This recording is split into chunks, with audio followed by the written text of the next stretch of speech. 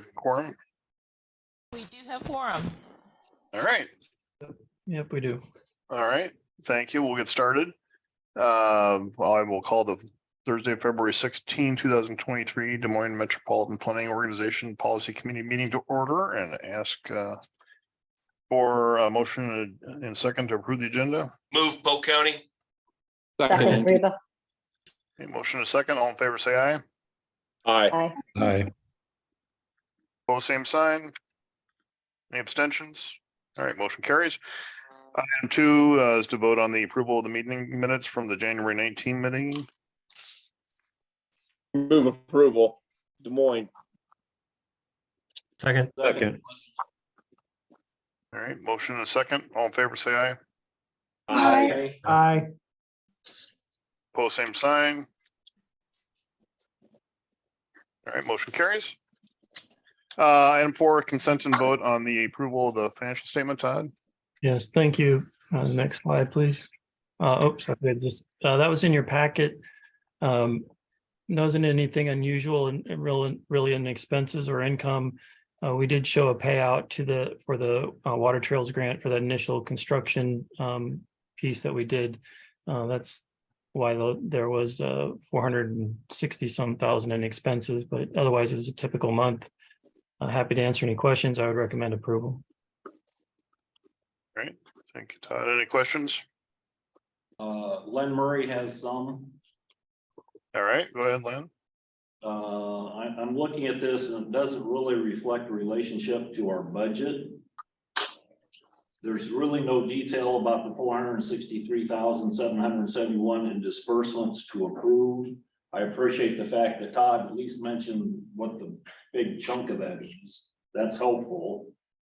Does this report include all of the accounts that we utilize with the MPO? Yes. I think water trails should probably be listed there, even if we don't have any activity. And I still believe we should have financial reporting that consists of a fund balance, a revenue, and detailed expenses. It's a little hard for me to prove expenses if I don't know what all those expenses are and they're not itemized. Yeah, we were pulling those together and we're sharing them with the finance subcommittee. We'll bring those reports to you next month, Len. So you'll have more detail. We just wanted to make sure we had everything set before we threw something together for this meeting. But we'll have them going forward for you. I appreciate that. Thank you. Yep. All right. Any further discussion? Is there a motion? Okay, second. Second. Okay, motion and a second. All in favor, say aye. Aye. Opposed, same sign. Pleasant Hill. All right. Any abstentions? All right, motion carries. Item 5 is the presentation on the draft fiscal year 22 audit, Todd. Yeah, thank you. We have Dave Ellis with Denman and Company here with us today to give you a brief update on the audit. And this was presented to the Finance Subcommittee on February 3rd and also to the Executive Committee on February 8th. And Dave, I'll let you take it away. All right. I'll be brief today since I know you have a big agenda, but we did issue an unmodified opinion on the financial statements. It's on page 3 and 4 of the packet there of the audited financial statements. We did say that the financial statements are fairly presented in all material respects. We conduct our audit in accordance with generally accepted auditing standards and government auditing standards issued by the Comptroller General of the United States. We also did testing of your federal awards programs.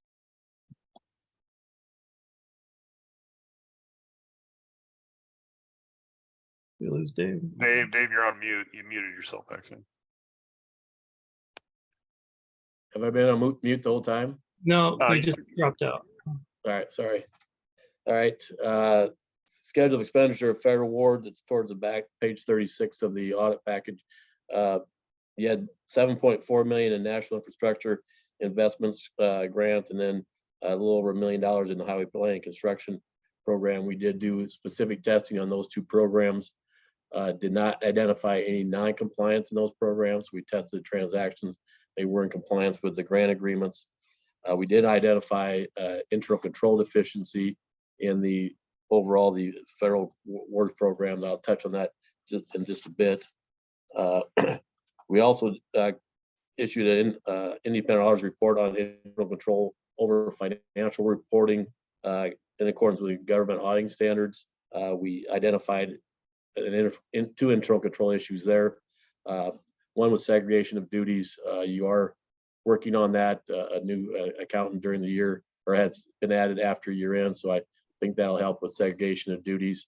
And then the other item was we did have significant audit adjustments again this year. Again, hopefully with an internal person helping with the financial statements, that will go away going forward. So those were our two major audit findings as part of the audit process. And we did not find any non-compliance with your financial reporting. We do have some statutory reporting items on the very back few pages. Certified budget, you were over budget in your general expenditure function, but in overall budget, you were way under the budget process. So no major issues there. And that was the only finding in your statutory reporting items in the very back of the financial statements. I'll open up for questions. I want to be brief, and I know we've gone over this before with some of you. So. All right, thank you, Dave. Any questions for Dave at this point? Mr. Chair, Len Murray has some comments to make, but no questions of the auditor. Okay. Let's go with any, let's just see if there are any other further questions, Len, before we get to that, if you don't mind. Yes, sir. Any other questions? Dave, did you have anything further you want to present before we get to Dave's or to Len's comments? No, we just appreciate working with you guys again. We didn't have any issues in performing the audit. So we got it done this year. We'll be trying to be a little bit more prompt next year and get it to you before the end of the year. So we appreciate that. All right, thanks, Dave. All right, Len, want to go with your comments? And I'll be brief, sir. We have a fiduciary responsibility and liability for the assets of the MPO that we must take seriously. We've also contracted with Mid-Iowa Planning Alliance to handle their financials. We have audit issues that are reoccurring that need to be addressed and should not be repeated in the next audit. And I know we're working on those. As I understand our situation, we are qualified as high risk due to some of the internal issues with the management of our financial affairs. We need to make good use and pay attention to the advice and recommendations of the finance subcommittee that is comprised of experienced financial professionals from our MPO member governments. Since employee travel was mentioned in the audit, I would still suggest that we hire a firm to conduct a complete review of our employee policies just to make sure we're compliant with state and federal law. That's all I have, sir. All right, thank you, Len. Want to clarify that? I don't think, Todd, you mentioned no. I don't think we are a high risk. You want to clarify that? Well, the high risk comes with that we have over $700,000 in federal funds. That's what determines if we're high risk or not. And we always have that because of our planning funds we get from the federal government, as well as the STBG funds that we get. Okay. Can I get an opinion from the auditor what he means by high risk? Yeah, the high risk is based on just your federal awards program, and when you do have the findings that you have, that does put you at high risk. You'd have to go 2 years without having any findings to be a low risk auditee for the federal awards programs. So it does have to do with some of our audit pieces or issues. Yes. Thank you. Mr. Chair, this is Joe.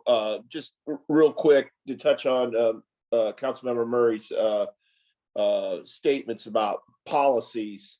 At the executive meeting, I asked for a hybrid work policy that we have in place, Todd. I haven't seen anything from you. What is the policy for hybrid working?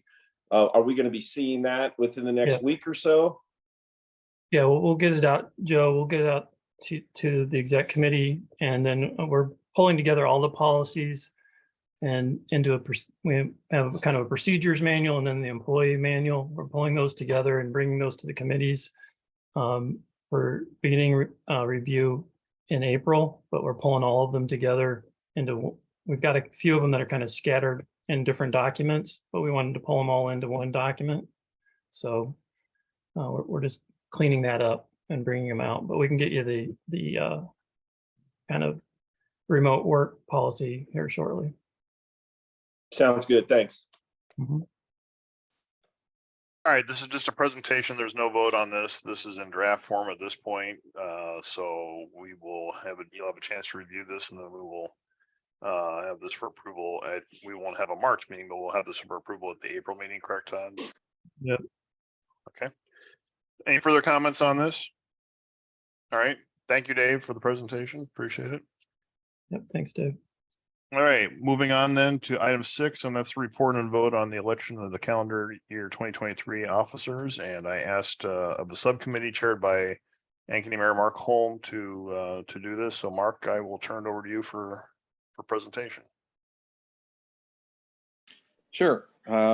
We did meet as the committee, and we had Tom Haddon was able to join, I think, shortly later, kind of missed the beginning. It was a short meeting. We discussed the slate moving forward, which being this is not kind of the off year. The slate was approved as it sits this year. The recommendation is Mayor Andwig as chair, Stephanie Riva as vice chair, and Ted Weaver as secretary treasurer, I believe, if I get the titles right. And we all agreed on that, voted to move forward for approval. All right. Thanks, Mayor. Move approval. Des Moines. Second, West Des Moines. Okay, there's a motion and a second. Any further discussion? Mr. All in favor, say aye. Aye. Excuse me. Aye. Was there a comment there before the aye vote? I'm sorry, I missed.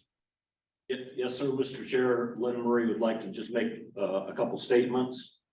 I would Okay. like to thank the slate of officers for their willingness to serve. I understand these are not just titles. These positions are very important, time-consuming, working positions with specific responsibilities. Today's meeting focuses on some of the most important responsibilities that need your attention. So I appreciate you folks stepping up. All right, thank you, Lynn. All right, we had the aye vote. Any opposed, same sign, please. Any abstentions? Okay, that motion carries, and thank you for your comments, Lynn. Appreciate that. Item 7, report and vote on the contract for the travel demand model consultant services. Dylan? Thank you.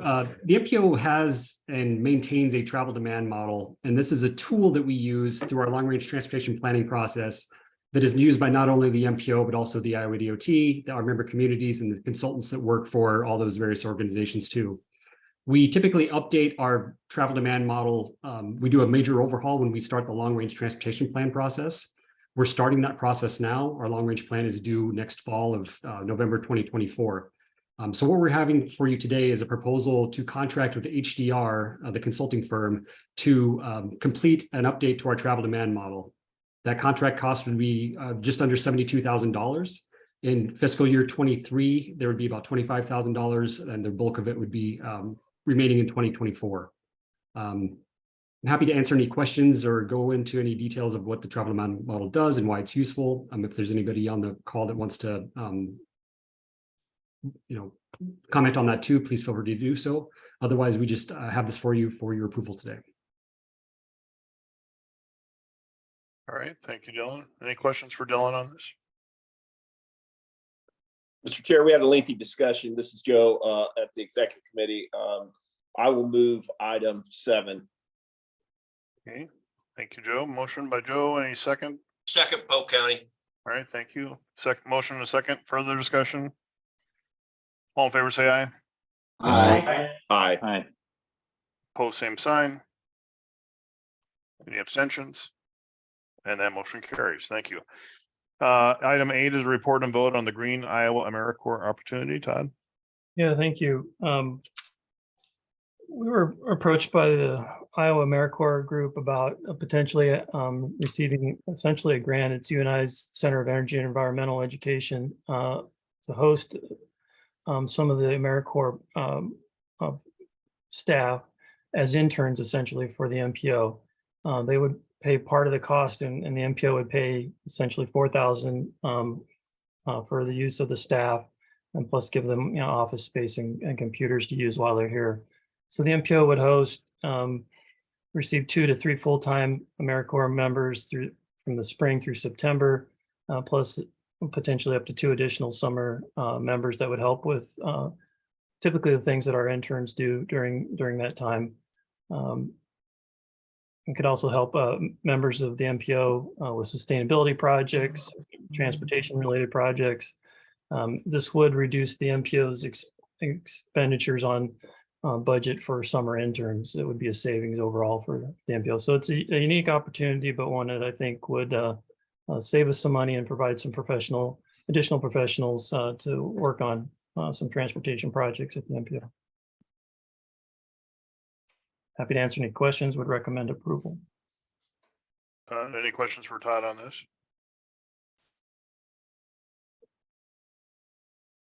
Is there a motion? Pleasant Hill. Okay, motion by Haddon. Is there a second? Second by Pleasant Hill. All right, thank you, Len. Motion and a second. Any further discussion? All in favor, say aye. Aye. Opposed, same sign. Abstentions? Motion carries. Item 9 is the report and vote on the fiscal year 23-26 Transportation Improvement Program Amendment. Zach? Yes, thank you. We have an amendment request from the city of Des Moines for their Walnut Street Bridge project.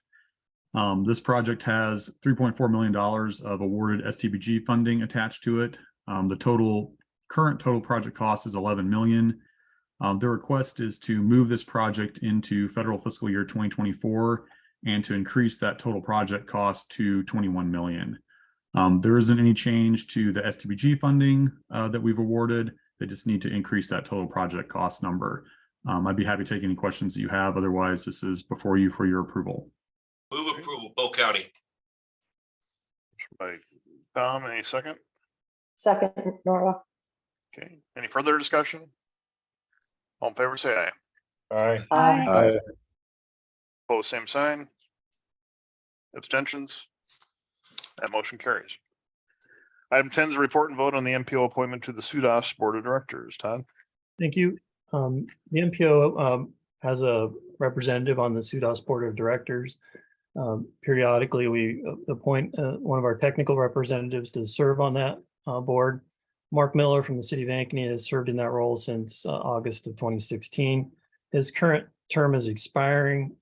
He has offered to continue to serve in that role. The technical committee and the executive committee both voted to reappoint Mark to that role. So we would recommend approval. Happy to answer any questions. I'll move it. Okay. Second, David Jones. All right, there's motion and a second. Further discussion?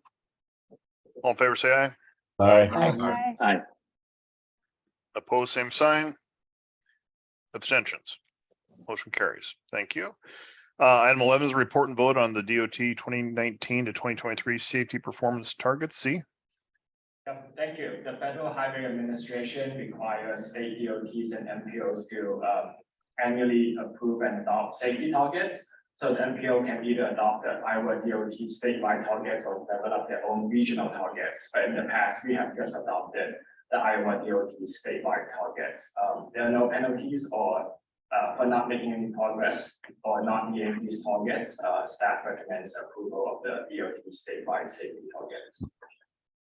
All right, thank you, Z. Questions for Z on this? Motion? Yeah. Oh, I have a Go ahead, Josh. question. Okay.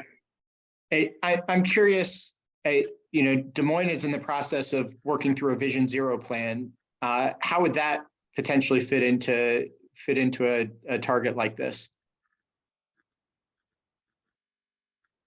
I think after that plan is adopted, there needs to be a bit more coordination of the Iowa DOT on either adjusting the statewide targets or the regional targets. But the Moines plan, I think, will kind of be focused on city of Des Moines and also the region. And by focusing on those safety targets regionally, that also contributes statewide as well.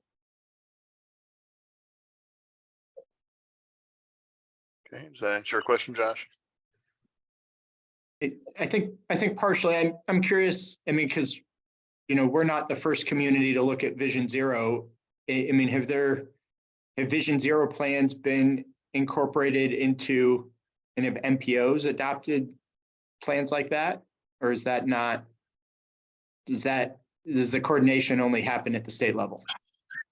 No, some MPOs and even cities have as Des Moines is proposing to do, have done Vision Zero plans, and the state has a Vision Zero plan.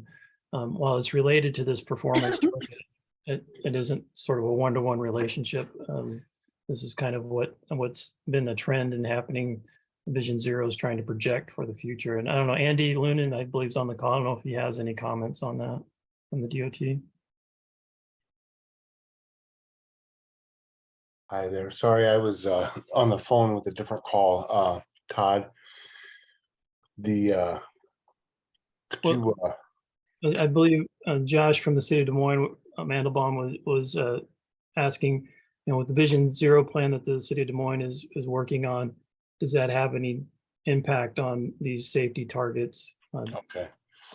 Well, I don't know for sure about the city of Des Moines Vision Zero plan, but like we had presented to us recently at the MPO here, the DOT has kind of gotten away from that zero vision fatalities because they kind of still step back from it and decided with some focus groups that our focus is going to be more on getting what gets you home and what drives you and things like that. So getting away from the Vision Zero is just as a saying and things, and obviously we want to continue to get to zero if we can. However, I think our statewide target has been a little bit different on that at the moment.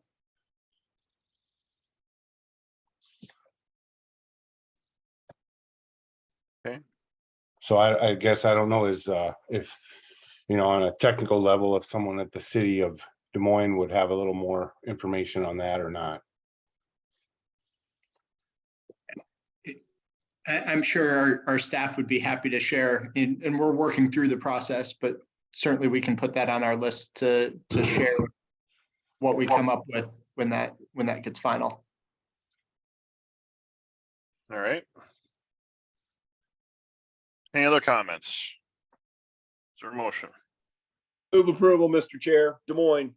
Okay, thank you, Joe. Motion by Joe. Second, Norwalk. Okay, motion a second. Any further discussion? All in favor, say aye. Aye. Aye. Aye. Opposed, same sign. Abstentions? That carries.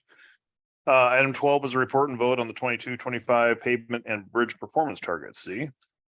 Yep, thank you. These are the next set of federally required performance targets. Instead of being set on 1-year intervals like the safety targets, these are set on 2- and 4-year cycles. Again, previously we have just adopted the Iowa DOT statewide standards, and staff recommends we do the same as well. All right, thank you, Z. Any questions on this? Motion? Move approval, Mr. Chair. Okay. Second, West Des Moines. Okay, motion and a second. Any further discussion? All in favor, say aye. Aye. Aye. Opposed, same sign. Abstentions? Motion carries. Item 13 is a report and vote on the 22-25 system and freight performance targets. Z. Thank you. These are the last set of federally required performance targets. Again, these are set on 2 and 4 year cycles. We can either adopt the state DOTs or set our own, but in the past, we just adopted the state DOTs. Staff recommends approval on these targets as well. All right. Questions on this? Is there a motion? Motion Norwalk. Okay. Second, Des Moines. Okay, motion a second. Further discussion? All in favor, say aye. Aye. Aye. Opposed, same sign. Abstentions? Motion carries. Item 14, report on the Safe Streets and Roads for All grant award announcement. Zach? Thank you. You may recall that back in August of last year, we approached the policy committee with a request to apply for the Safe Streets and Roads for All funding to complete a comprehensive safety action plan for the region. We had a handful of communities that had reached out to us with some interest in this, and we're wondering if the MPO would submit for it. And so we made that request. The committee at that time approved the staff to go ahead and submit that application with a request of $800,000 in federal funds that would require a $200,000 local match that the committee agreed could come from the MPO's reserve funds. In November of 2022, staff updated the policy committee that we had spoken with the US DOT, and they had recommended to us that we submit a joint application with the SERPA communities. Policy approved that at that time, and we moved forward with our amendments to the application and then resubmitted it back to the US DOT. Next slide. So on January 31st of this year, we were notified by the US DOT that the MPO has received a funding award, $1 million total, $800,000 for the MPO planning area and $200,000 for the SERPA planning area. This does require the 20% local match, like I mentioned, which we had discussed about that coming out of that $200,000 coming out of the MPO reserve funds. However, the DOT, the Iowa DOT, has indicated that they are willing to provide up to $10,000 per plan. So it might only be $190,000 that we have to bring out of the reserve funds for this plan. As far as a financial impact goes, the MPO currently has approximately $1.2 million in their reserve funds, with $568,000 of this available to cover that $190,000 to $200,000 local match that would be required for this plan. One of the main reasons to apply for this plan is that we have to have a plan in place to be able to be eligible for the implementation funding that is coming through this program. And as an example, an MPO can be eligible for up to $50 million in implementation funding. So we could move forward after the plan is adopted and apply for those $50 million in implementation funds. Also, each individual jurisdiction is eligible for $30 million in funding. We're not quite sure as far as, if the MPO were to go after that implementation money, if that would keep the communities that are part of the plan from applying for that money. That's something that we have to find out as they continue to come up with the rules on this new funding program. Next slide. As far as next steps go, we need to finalize and distribute an RFP. We have developed a draft RFP. We're still doing some internal review on that. We also have to go through a process with the US DOT to approve a funding agreement. We have been given some initial guidance on how long this might take, and it may take several months up to even a year, they have indicated. That's because it's a new program and they haven't developed all their final rules on it. We are hopeful that we can move that process forward more rapidly so that we can get a consultant on board and start the planning process and allow us to be eligible for next year's implementation funding in 2024. We also need to go through that consultant selection process. That would require us to send out the RFP and create a selection committee and do interviews and go through that whole process. So that's something that still has to take place. And then once we go through that funding agreement with US DOT, we would need to go back in and update our budget to include the funding. I think that's my last slide. I would be happy to take any questions regarding the Safe Streets and Roads for All funding. Great, thank you, Zach. Any questions? I do, Bob. This is Paul Boss. Yeah, so Go ahead. so that's $1 million for planning only, right? Correct. 800,000 is for the MPO. Yeah, I think, well, now don't hold me to this, but I think that the Vision Zero plan that Des Moines is doing is around $250,000, I think.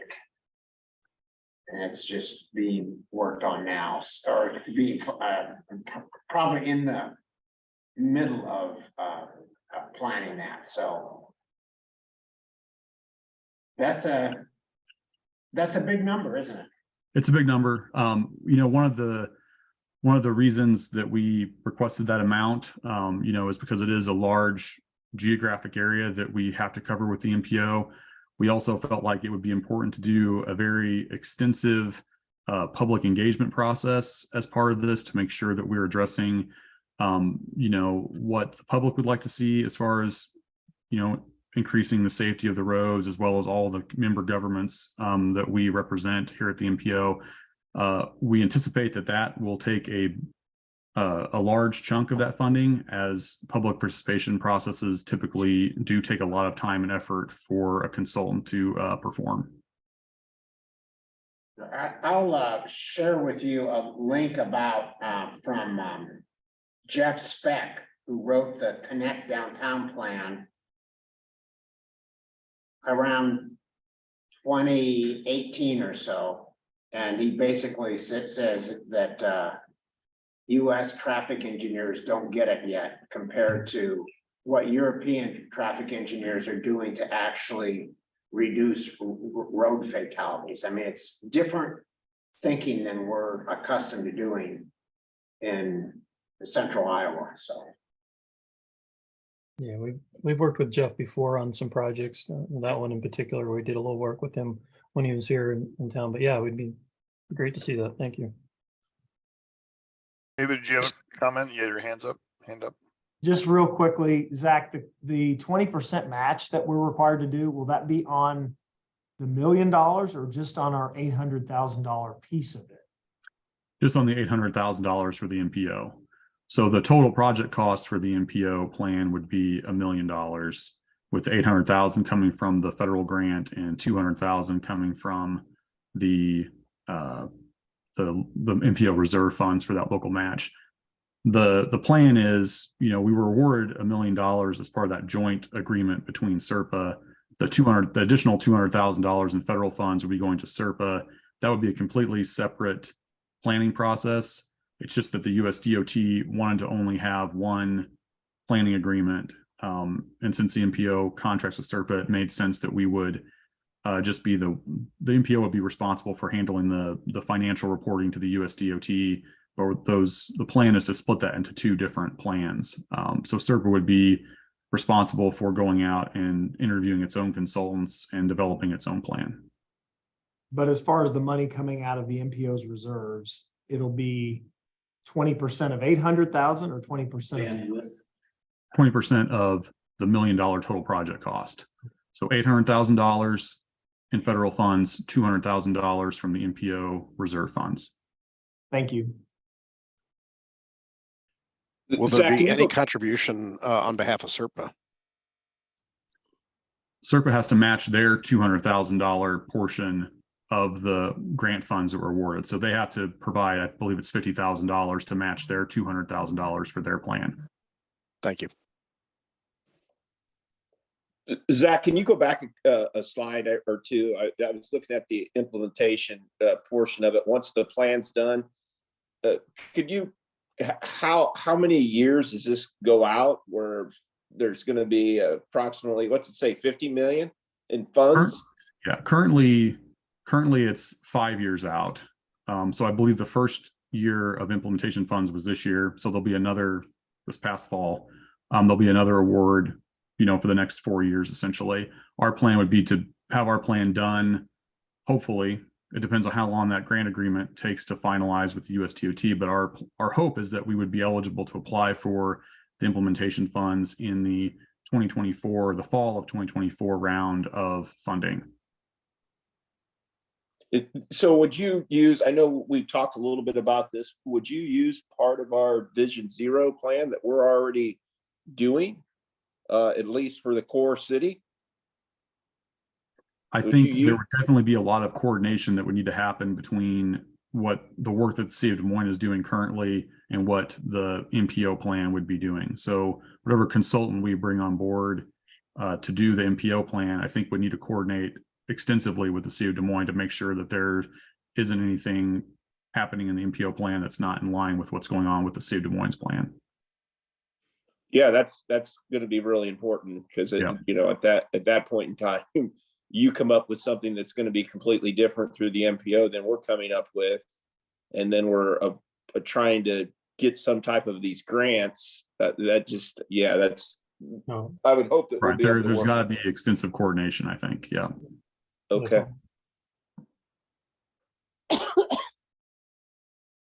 All right. Any further comments? All right, then we'll move on. Item 15 is a report on the fiscal year 23 second quarter budget report. Rhonda? Good afternoon, everyone.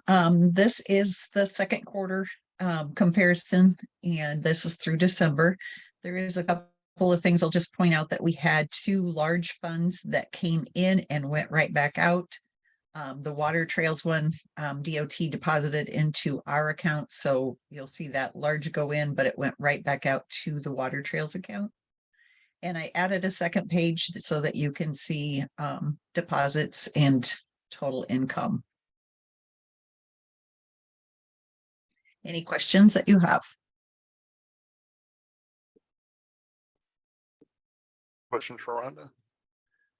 Again, we appreciate Rhonda being on board, and you know, as we've discussed, we're going to have more updates on our financials as we are able to do that. So, but I think we are on the right track as far as getting information out. So, thank you, Rhonda. Moving on to item 16, report on from the January 12 strategic direction meeting. Todd, I'll let you start off on this. That's right. Thank you. Many of you participated in the January 12th strategic direction meeting. It was a special policy meeting. Some activities that have happened since that meeting. We've had the MPO legal counsel review of the 2080 agreement. There's been some other council reviews of that as well. We did return on investment for MPO members on the STBG and TAP funds. Compared to assessments paid, we provided that information.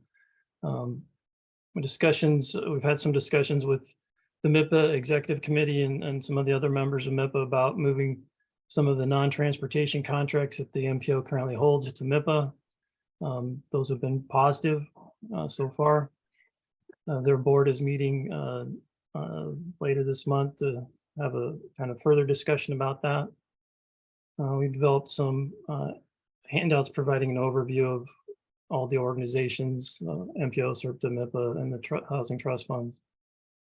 We'll continue those discussions on the MPO and MIPA relationship and about the potential handoff of the trust funds to MIPA. We also talked about moving forward with revisiting the strategic plan for the MPO. And we're working on a decision tree for how to decide on future activities that would be used by the board and staff.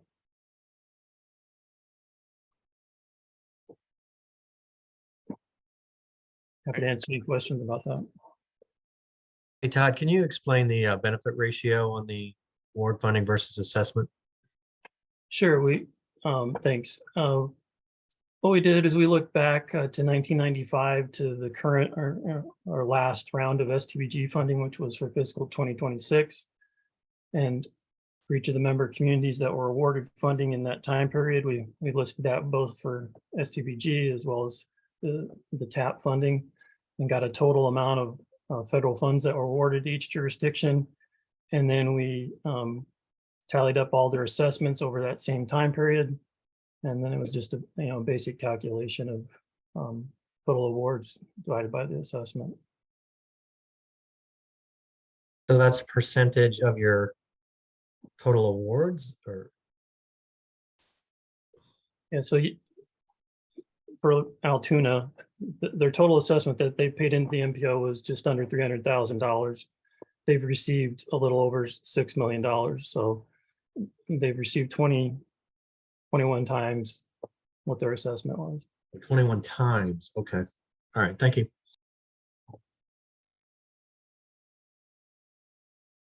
I'd only add one comment, Mr. Chair and members of the board. One of the agenda items that we had on for our executive committee meeting was, I think they were going to submit some sort of bid. I think staff was for emergency management planning services. I don't recall the exact wording on the agenda. Todd, you probably would, but I didn't get a motion. I think there were some folks that were concerned on the exec committee about whether or not they were going to be able to get that work done.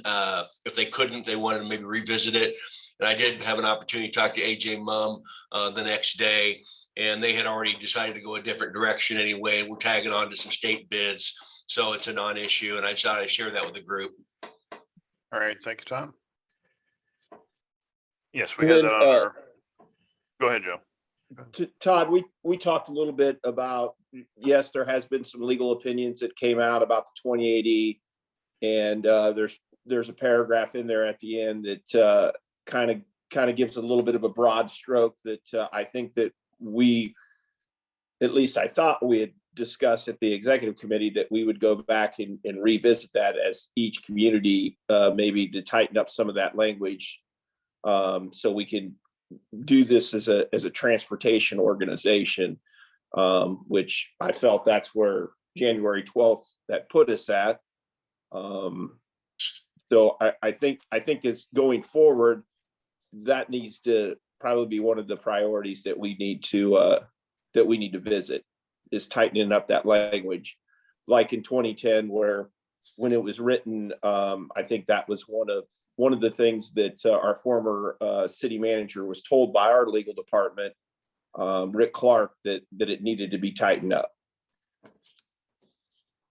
Okay. Yeah, I know we talked about that, and the 2080 was revisited in 2018, but yeah, we did talk at exec about looking at that language, and I've had a couple conversations with Scott, and we're figuring out how to approach that and bring that back to the board. Yeah, it should be pretty easy. If Scott needs some language, I'm sure that Jeff Lester would be happy to show what we would have done in 2010 and how we would have written it. So Scott, I know you're on the line. If you're looking at language, how to tighten it up, then I think that's very clear how we can do that. Shouldn't take a long time. I know it's probably going to have to go to each one of our communities, but at this point in time, probably for clarity for you and for staff, I think that's the road that we need to go down. Yeah, can I add one thing, Joe? And I just want to touch, but I made the comment at the executive committee meeting, and I still agree with it today. The legal opinions about the 2080 and what's allowed and what's not. I know that was brought up significantly when we had Pat Bodie in to facilitate our discussion, because there was concern about that, and I think that's relevant and has some merit. We do have 3 opinions now. 2 of them that are kind of on the same basis, and one of them that's not. But at the end of the day, that's really not as near as relevant as the fact that the executive committee and the policy committee still give direction to the director, who gives direction to the staff about what we're going to do and not do. The 2080 is merely a document we entered into, but I think more importantly, the fact that the executive committee and the policy committee still set policy for the organization. I completely agree with that, Tom. Yep. Absolutely. All right. Any further discussion on this? That kind of takes us into item 17, which is a report on the fiscal year 24 Unified Planning Work Program and Budget Development. Dylan. Thank you. Let me get my camera going. Thank you. So we've talked about the work program and budget over the last month or so. And just as a reminder, the work program is our scope of work for the fiscal year. Our fiscal year runs from July 1st through June 30th. So over the next several months, we'll be putting together the work program and budget. We'll have a draft before the executive committee next month because it's due to the DOT by April 1st. But the final will be back before the full policy committee in May. So as we work through this, the work program identifies how we meet all our federal requirements, which are up there on the screen. So as Zach talked about, or we talked about earlier, we'll have to do a long-range transportation plan. We've got the Safe Streets for All grant now, so that'll be included into our work program, things like that. We've gone out and solicited projects from our member communities. There's a couple that identified so far, the two I mentioned. Another one that's been mentioned is a goods movement study. This is looking at freight movement throughout the metro and how it impacts just how freight flows and all the impacts there, that stem from that. We're still soliciting other projects, and that list will be fleshed out over the next month or so. But we really wanted to bring to you today is looking more at the financial side of things. And we've developed some initial budget figures. We've talked through this with the finance subcommittee who met earlier this month on February 3rd. We shared this with the executive committee last week as well. And just based on the conversation that you just had on the strategic plan and future direction, that helps clarify what we can put into what we should put into the FY24 budget and work program. So I'll walk through some of the initial budget figures here. And for those on the executive committee, these have changed just slightly, and I'll talk through that a little bit as we touch on these various parts. So here on this screen, we're talking about overall expenses for the organization. And the main expenses are the salaries and wages of staff, fringe benefits for staff, indirect costs, and so that's our rent and our insurance, computers, all that kind of fun stuff. And then any sort of special project costs that are not personnel, but they're specific to an activity. So the consultant fees for the travel demand model that you approved earlier, that's an example of a non-personnel direct cost. So you can see here on the screen, we're budgeting or the expected costs are about $3.7 million. That's a pretty high number, but that does include the $1 million for the Safe Streets for All program that Zach just talked about a few minutes ago, as well as a few other more unique one-time costs like the travel demand model update and so forth. Otherwise, those costs are pretty typical as far as the staff costs and the fringe and that kind of thing. This is a breakdown further of those non-personnel or those special direct costs. So this includes some things such as the MPO's audit. As I mentioned, it has the $1 million in there for the Safe Streets for All, the AmeriCorps fees that you approved earlier as well, assuming that we get that. Some money for strategic planning, the consultant costs for the travel demand model, and so forth. You'll see over here that we do have an indication of which organization, and this is just reflecting that the MPO does have a contract with SERPA, as well as the Housing Trust Funds and MIPA, and we'll talk more about that here in a moment too. But for right now, this just shows what those costs are, which organization is responsible for them, because when we put this budget together, it's really a budget for all of our activities. And then from there, we break it down by what's for the MPO, that goes in the MPO budget, what's for SERPA, that goes in the SERPA budget, and so on and so forth. In looking at revenue, the revenue over here on the left side is just for the MPO. So that's the MPO funding. At the top, we have our planning funds from the US DOT.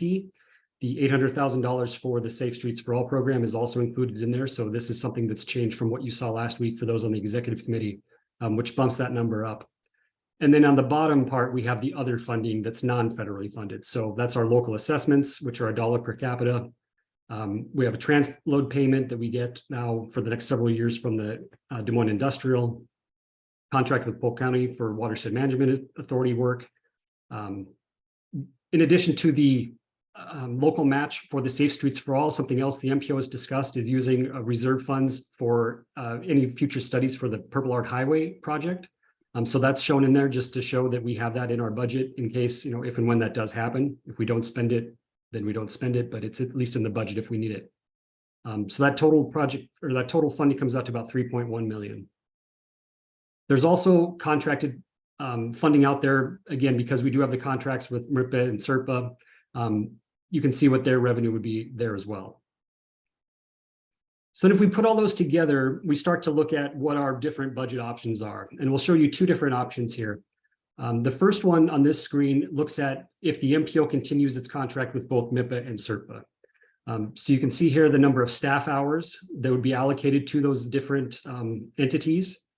For the MIPA contract, I'll point out that that includes 2 additional staff people. One is the MIPA employee that's totally funded by MIPA and only goes towards those MIPA activities. The other one would be a planner that the MPO has, but only works on the non-transportation side of things. So that's where a lot of the housing trust fund work it gets done is through that planner. So those 2 planners are included in this. There's also a little bit of MPO staff time in there as well to assist with those contracts. And then we have the budgeted funds for the different organizations. You can see what the costs are for staff. The MPO charges an administrative fee for its staff hours to those other organizations. So you can see this is what those 2 organizations would pay to the MPO, which shows over here as revenue to the MPO. And then finally, the funds that are available, the funds that are remaining at the end. So this is kind of are we in the black or in the red? So everything is right on budget for what we have available. The other scenario is what if the MPO does not continue with the MIPA contract? And I'm sorry, this MIPA should not be up there. It should just say to be determined contracts. But you can see I'll flip back and forth between these. The staff hours are the same now. This was a conversation that we had last week at the executive committee. So we did revise this to show that the number of staff hours for the MPO remains the same. However, going between these 2, whoops, I'm sorry. This number should be reduced down to about 183 staff hours. I apologize, that's still in there. Because in this scenario, the MIPA staff person as well as that housing planner would not be included in this scenario. That assumes that MIPA is off on its own. It's not part of the MPO's financial arrangement anymore. So those 2 planners would be working for a different entity essentially. And so you can see here what the financial impact of that would be. We did include some additional staff hours over here. Again, that shouldn't say MIPA, it should just say to be determined staff hours. Those would just be used for any future projects that might come along. If a member community needs some assistance from something that isn't covered through the other MPO work, there would be some staff hours there to help cover that. And again, that should be about 180 staff hours there. The rest of the numbers are correct. So I think that's what we have for you. Again, stemming from last week, a few things that have changed for those on the executive committee. The staff hours are reduced because based on getting that, at least on the approval to pursue the AmeriCorps volunteers, we reduced the amount of hours for internship fees and hours available from interns because we wouldn't need those because we'd have the AmeriCorps. So that reduced significantly the number of hours, at least that we have for interns in there. A few other costs changed here and there just based on latest information on what our fringe rates will be and so forth. But otherwise, this is what we have for you. Like I said, this isn't anything that we need to approve today. We just wanted to get a little bit of direction and be able to answer any questions and so forth from the board. This will all be put into a draft budget for next month that the executive committee will see and then come back as final in a couple of months in April when it has to go before the MPO before it gets finalized and sent to the DOT. So with that, I'll stop talking and open it up to questions and comments. Dylan, I have a question for you. And I was the one that brought up the different staff hours at the executive committee, and it's amazing. Now we actually have, I think, reduced it maybe even 1,000 more hours to be able to do MPO core stuff. 2,000 more hours, I believe, because it was more closer to 18,500 when you added in the SERPA and MIPA items. So and when we had the 17,500 or whatever it was hours at the executive committee, we did not have a deficit. So it's kind of odd that now we have 16,573 and we're showing a deficit to where if we don't take on other contracts, this is what it's going to be. I'm very confused about any of this. I'll be really interested to see a budget. I serve on other boards and committees like the rest of you, and this might be the most confusing budget that I've ever seen. And it's I guess I don't have an explanation for that. I can come up with my own why I think it's so confusing, but I'm not going to draw any conclusions from it, but now it's even gotten more confusing because you've dropped the hours down. And I know you said that's about interns, but we're talking 2,000 more hours, Dylan. You changed it. And that's what we had budgeted for interns. So all that came from interns being reduced. You had 2,000 hours worth of interns a year? Yeah, we have interns that typically stay with us for the year, not just summer Okay. interns. But you didn't show it. So when we had MPO and SERPTA, you didn't have a deficit on one of those scenarios that you had last during the executive meeting. I wish you still had that one up. I could pull it up on my computer where you had 17,500 hours and there was no deficit.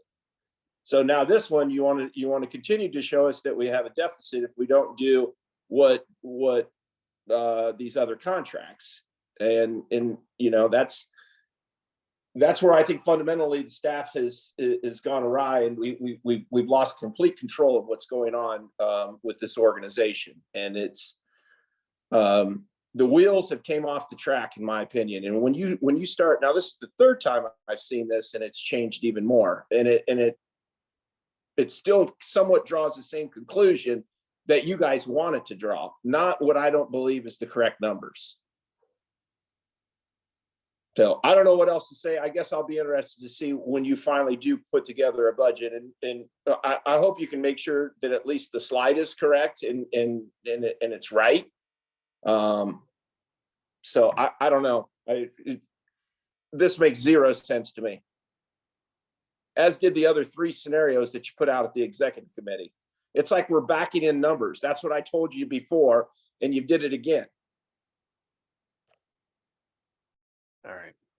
You know, I just got a quick question, Dylan. So on MIPA, are all the jurisdictions that are member governments on the same track as far as providing some sort of allocation towards MIPA to be members of MIPA? In terms of dues that they pay? Yeah. Yes, they all pay 15 cents per capita. Yeah, no, but I mean, are they all on an annual basis when they're renewed? Yes, yes. Okay, and what's the date? It's Is it it's budget beginning year? of the fiscal year. Yeah. Fiscal year? Okay, that's what I assumed. All right, thanks. Glenn Murray, Dylan, could you send me those 3 or 4 slides that you have, just so I can spend some more time looking that over? I don't want to waste. And Thank you. And we did mention too, but we will keep working with the finance subcommittee on this. So we do have some sort of review. Your point's taken, Joe. I apologize that this is confusing. We'll work to fix that and have something for you next month that hopefully is a little more straightforward. Dylan, I guess if you're looking for a little bit of direction, and I clearly I'm only one vote on this board, but I don't foresee that we will continue to be members of MIPA. So I mean, if you're I mean, I don't know what the exact number is. I can't recall, but I don't know that we'll continue to do that at the end of this fiscal year. Right. I think I made that clear that I don't believe Des Moines will be a member of that at the end of the fiscal year. I think it will give you some transition period up to June 30th. I think that's what Councilmember Weaver had said during the executive committee, that at least we're not pulling the rug out from underneath of it, that we're fulfilling our commitment for the year. And then that will give some transition time for you to do that. But I'm sure you guys probably know that and are going to work through that. My concern is getting a balanced budget with the MPO and SERPTA like we've had in the past, without intermingling different employees doing different stuff for a different organization that we're not going to be responsible for. And having a balanced budget so our assessment doesn't increase. Well, we clearly have some work to do. We've had a lot of discussion on this in the last couple of months, and we're not finished yet. So this is just a report for now. So we can take all this into account and come back with something for the executive committee for next month. All right. Moving on then is item 18, report on the fiscal year 24-27 TIP development. Zach? Yes, this is just a very quick update to let you know that staff has started the process of developing our 2024 through 2027 TIP.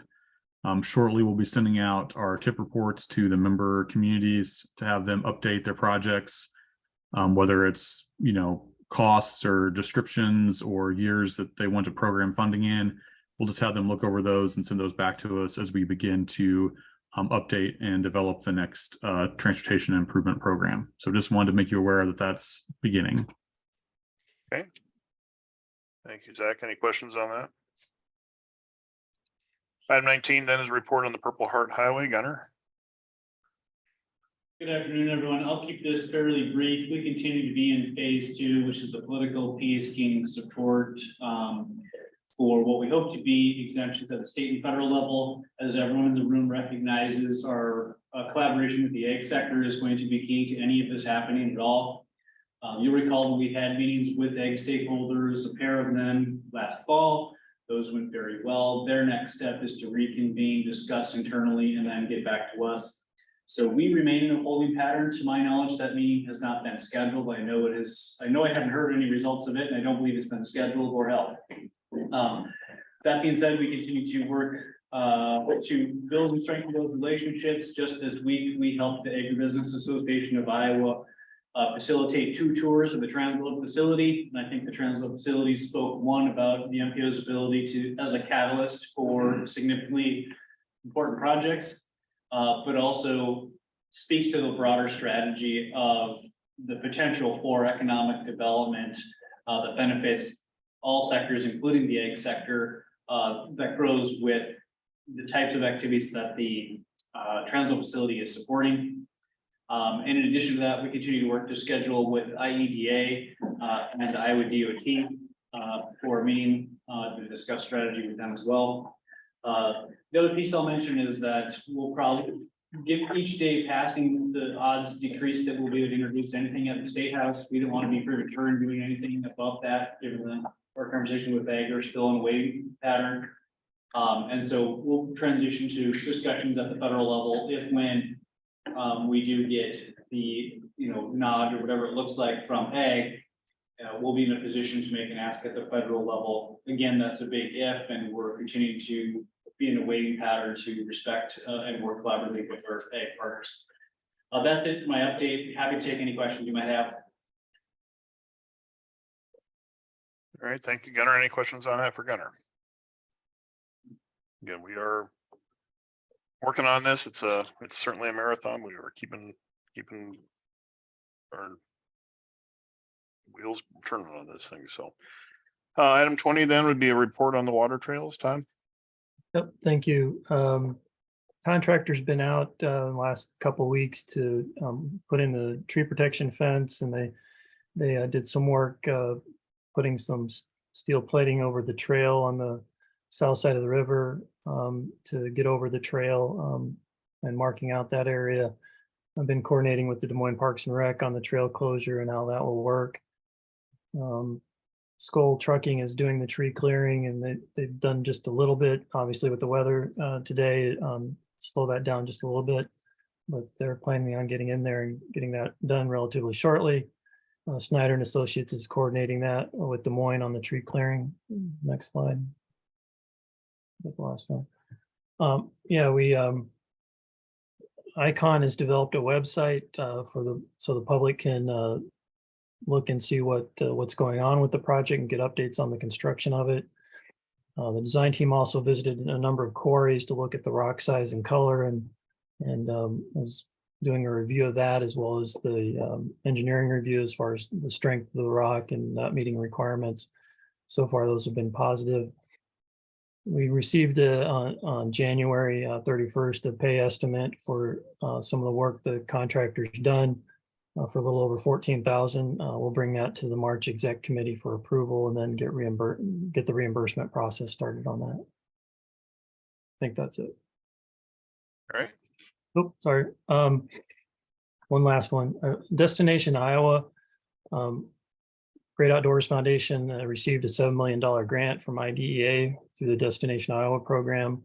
The MPO was included on that grant application since we're the entity that holds the construction contract. That money can be used for materials and other costs that aren't covered by the build grant. So that'll be, you'll be seeing that coming forward in documents as they finalize getting that agreement together. That's it. Okay. Thanks, Todd. Any questions on that? Okay, item 21, legislative update, Dylan. Thank you. On the federal side of things, what we wanted to talk to you about is the community project funding and earmarks. The House has voted to keep those, as has the Senate.